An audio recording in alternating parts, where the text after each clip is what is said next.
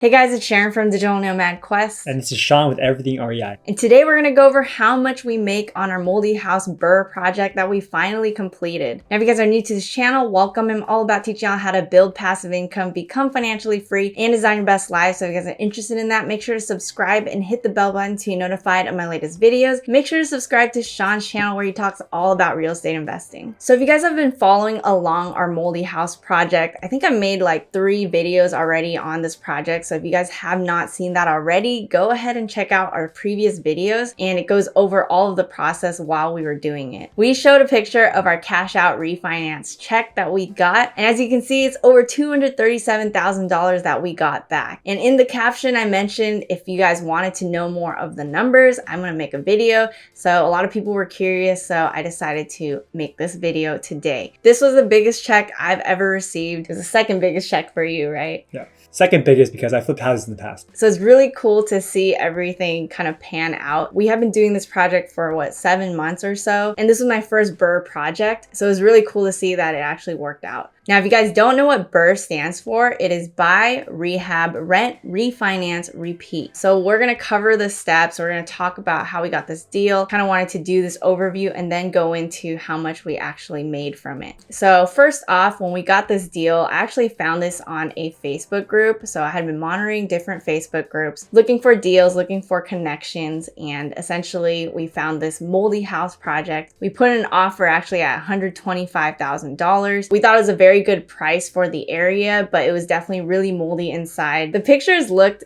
okay, like we thought maybe it would be cosmetic, but it ended up being a whole big thing. It's like an entire house mold remediation, but we'll go into those details later. So even though we initially had it under contract for $125,000, what we didn't know was because this was a short sale, there's actually some regulations around wholesaling or even double closing, which is what we were initially trying to do. So we were buying this deal from a wholesaler. He was going through this whole process of getting approved by the bank to then get the deal. But if you're buying a property through a short sale, apparently you're not allowed to sell it within 6 months or 12 months or something like that. So therefore, a wholesale or even a double close situation would not work. And because we already had a closing date set for, I think it was mid-June or early July, we already had booked a trip to Texas so that we could oversee some of the work that was being done.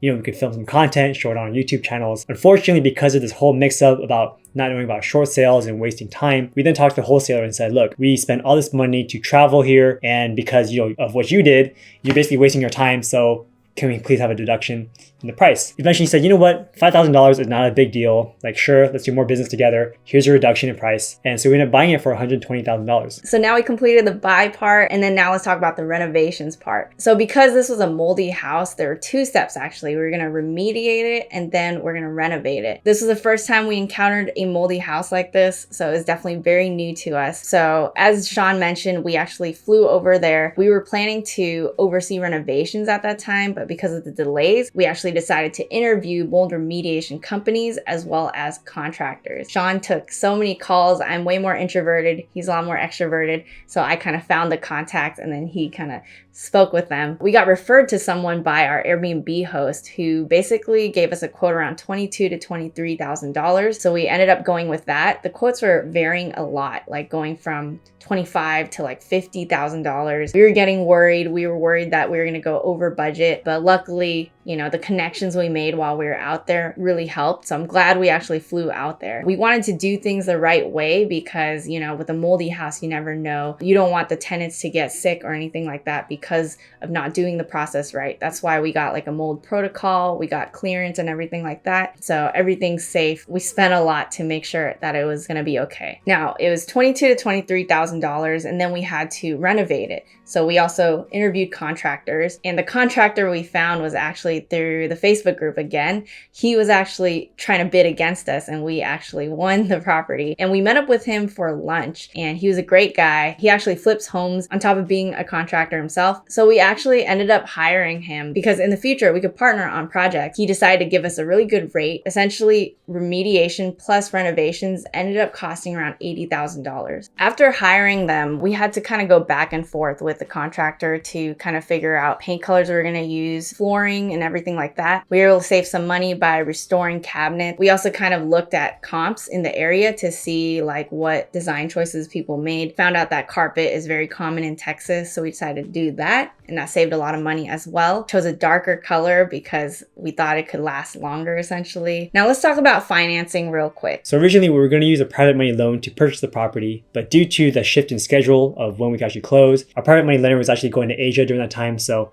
it was not really convenient for them to wire us the money. So instead what we did was we actually ended up purchasing the property with our own cash, and then they just ended up giving us a check with their private money funds. So whenever we were ready, we could deposit it, get the funds out, and start using them. So we ended up using those funds for the MOLDY remediation and for the rehab work. And so we gave them a fixed interest rate of 8% for that time.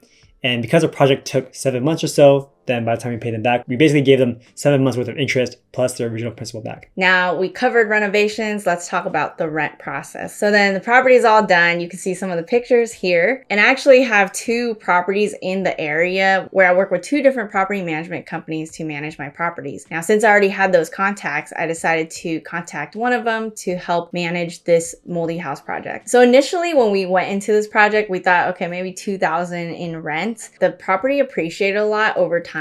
The rents increased a lot over time. We decided to aim for $2,400 per month. After doing that, it was on the market for, a couple weeks. Nothing happened. We decided to lower it $50 and then another $50 to $22.95. And eventually we got a tenant after maybe 1 month. And then now that we got that part down, let's talk about the next R, which is refinance. So the reason why a BRRRR project usually takes 6 months is because of something called a seasoning period. That basically is a lender's kind of guideline on to how much they can loan you. If you were buying a property today for $100,000 and tomorrow's worth $300,000, the bank is not going to lend you money based on that $300,000 number. They're going to think, oh, well, you just bought it for $100,000, it's worth $100,000. But after 6 months, they can use the new appraised value. So by month 5, I knew that it takes around 30 days to finish a refinance. So we started the process so that by month 6, we could use the appraised value for our loan amount and get a larger loan. So the property actually appraised at $330,000, which we were very happy about because when we were going into it, we thought, okay, maybe like $260,000. Then later on, we're like, oh, maybe like $300,000. And then later it was like, oh, maybe $300,000 to $350,000. It was definitely appreciating over time while we we're doing this project. So $330,000 was a great number for us. We got a loan at 75% LTV. We could have done 80%, but the interest was going to be higher. So we decided to do 75 instead, which means less money we're going to pull out, but we thought the terms were better. But when doing this BRRRR project, we found that the closing costs were $10,000. So that's something you need to note when you do a BRRRR project, that you're going to have to pay, a decent amount in closing costs. We're looking at around 4%, so that's pretty high. But with this property, there's a lot of cash we could take out, so we decided that it was going to be worth it. So since our property was valued at $330,000 and we did get a loan at 75% of that, our total loan amount is $247,500. Now, like you mentioned, we did pay closing costs for that. Our closing costs came out to be $10,230.27. $5,912.60 went to the lender, and $4,317.67 went to other costs such as title, escrow, notary fees, etc. So in all, we got a check back for around $238,000, of which we are very happy to receive. Yeah, because as a quick recap, we bought that property for $120,000, and then we paid around $80,000 for remediation and renovation work. So that's around $200,000. Plus we had to pay back the private money lender with interest of 8%. But all in all, essentially, if just looking at the numbers of like the project and the amount we got back, we have, about $30,000 that we got extra essentially, and we have this huge amount of cash that we can put into more projects. So really excited about that. Plan to maybe get a property in Dallas and maybe make it into an Airbnb. So that's kind of why we're here in Dallas right now. We're living here right now. We moved from the Bay, if you guys didn't see that already. So we plan to do a lot more real estate while we're out here. Now let's go actually into the amount of cash flow and stuff like that. Sean already covered the loan amount and the interest and everything like that. So the monthly principal and interest is $1,235.73. Estimated escrow is $563.89, which includes property taxes and homeowners insurance. And combining those two, it equals $1,799.62. Property management fees are $229.50 because it's 10% of the rental income.